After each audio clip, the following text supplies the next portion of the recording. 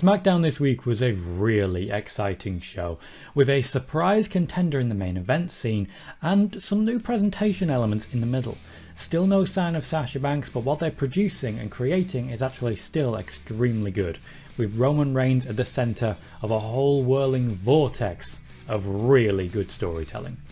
I'm Tom Colley here for PCW. Make sure to hit like on the video, subscribe if you haven't already, and let's jump straight in. Smackdown opened as Raw did, and as Raw probably will for the foreseeable future, with John Cena, who came out and did the exact same promo he always does, weaving in current events, hyping up the crowd, saying, oh, you can cheer me, you can boo me, you can cheer that guy, you can boo that guy, and basically just being John Cena. Thankfully it's been long enough away that it's refreshing and it's different. He would be encountered by not Roman, but Paul Heyman, who would come out basically say, Roman Reigns doesn't hear you, he doesn't care about you, he's going to ignore you.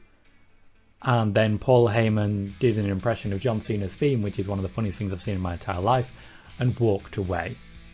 There is some really good comedy on this show. Post Cena and post Heyman, we had our opening match, which was Finn Balor versus Sami Zayn.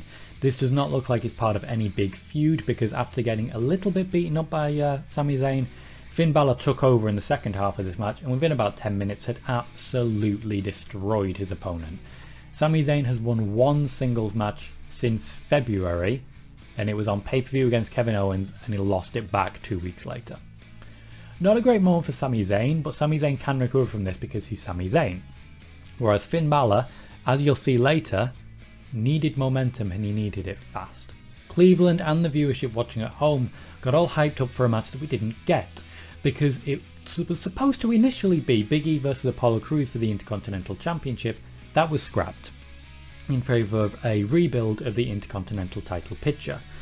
Bobby Roode and Dolph Ziggler came out basically saying that they wanted to be involved in the IC title picture. Then Shinsuke Nakamura came out and Cesaro came out to rebuild the IC title picture. This will have ended up with a 6-man tag match in Cleveland, that being Ziggler, Roode and Apollo Crews on one side, Big E, Nakamura and Cesaro on the other. But we didn't get to see that. That's what happened in the arena in Cleveland. We actually went across to the Rolling Loud Music Festival, where the 45-minute slot that we were supposed to have did not quite happen. Instead we had about 25 minutes right in the middle of the show. We had the introduction of the Street Profits from Wale, one of those made the introduction. And with the imagery used here, particularly of the ring on the stage and all the fans spread out, this made everyone introduced look like stars. But the fans did not care at all, so they kept the matches short. The Street Profits did come down. Montez Ford, still recovering from surgery, did not compete. Instead, Angelo Dawkins beat Chad Gable with a spinebuster in about 3 minutes. Not a great match, nobody really got behind it, and the WWE 100% piped in audio for it. The second match was Bianca Belair versus Carmella. Still no sign of Sasha Banks, as Bianca Belair beat Carmella in about 5 minutes and celebrated with a crowd that just were not interested. I think the WWE made a point of not really putting too much focus on this. They gave the matches that were planned, they gave the marketing that was planned, and then they walked away. In my segment of the night backstage, Kevin Owens was trying to help Shotzi Blackheart and Tegan Nox fix their tank. There was apparently some problems with it. Kevin Owens eventually said, yeah, you know better than me, I'm just going to walk away, where he ran into Baron Corbin. Before continuing, I have to say that Kevin Owens and Baron Corbin have a long-standing kayfabe friendship, which a lot of people forget because it was so brief, but it has happened a few times that these two have encountered each other and backed each other up. Baron Corbin, for example, was the referee in an Owens versus Shane McMahon match way back when, and I believe 2017. Baron Corbin essentially said he's in a really bad way and asked for Kevin Owens' help. Kevin Owens did give him help. Firstly, a little bit of cash. Secondly, by telling him just to be a bit less of a dick. I think he'll take that, but unfortunately for him, after Kevin Owens walked away, Shotzi Blackheart got her tank working and shot that little shell in the front straight into Baron Corbin's groin. He went down doubling in pain. Dolph Ziggler and Robert Roode came by, stole the money and walked off, or were chased off, by Kevin Owens. It's base comedy, but I just didn't see it coming. And then Corbin's selling it so well. I've always been a Corbin fan. I've never cared this much. I'm really excited for what they do with this. In further evidence that SmackDown has all the star power right now, we had a segment between Edge and Seth Rollins that featured a very different Edge and a very different Seth Rollins. Edge was notably furious instead of being the "I'm playing mind games with you" sort of Edge that we've had over the last few weeks. At the same time, Seth Rollins was a lot less of a coward, getting really into Edge's face and showing a determined intensity. These two really, genuinely don't like each other. Obviously not genuinely, I'm just talking kayfabe here. But it's really made this feud compelling. Even just after 1 week, I care about this a lot more than I expected.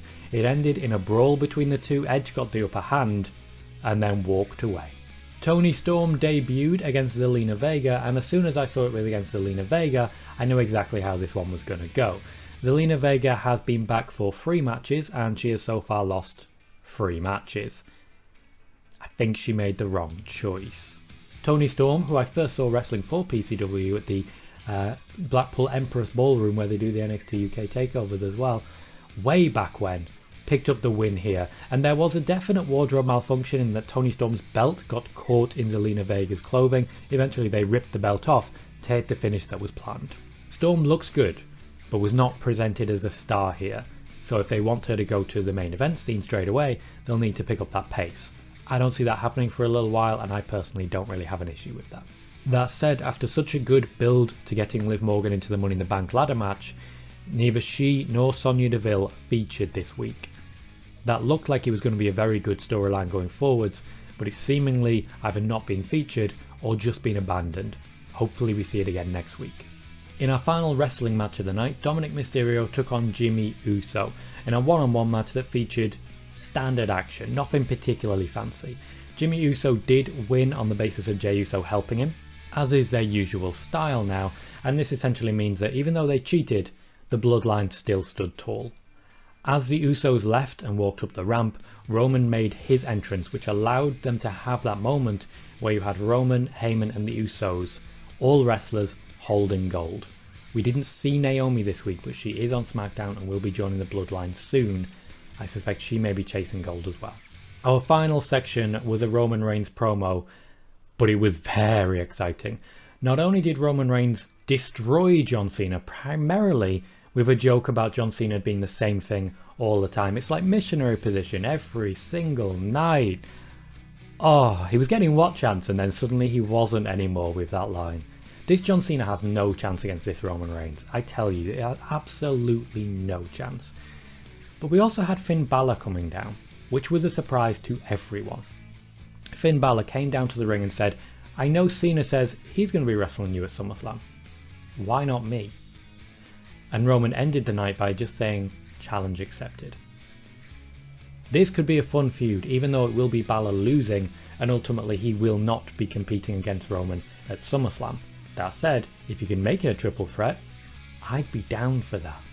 Because our main event of SummerSlam is still planned to be John Cena versus Roman Reigns. And I tell you what, taking this opportunity away from Finn Balor will piss a lot of people off at the WWE, which is a very good thing to get them behind Finn Balor. SmackDown used all of its male talent and about half of its female talent this week. There was a number of people in the female division who weren't featured who should have been. I'd have liked to see Liv and Sonya Deville. I'd have liked to see something begin with Naomi, who is now on SmackDown, but ultimately they still delivered a very compelling product. The Finn Balor surprise was a good one. Both John Cena and Roman Reigns, and in fact Edge and Seth Rollins, had really good promos.